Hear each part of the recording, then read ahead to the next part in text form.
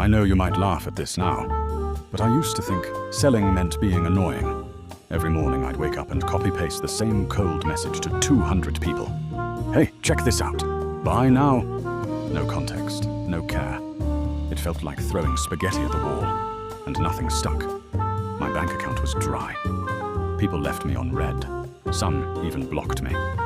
Then one day, during a team meeting, Sarah looked me dead in the eye and said, "You're not selling, you're just making noise." I laughed awkwardly, but that night, her words hit me. She was right. I went back and read my old messages.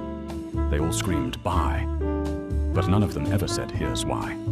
So I changed everything. I deleted my spam templates, started asking questions, started listening.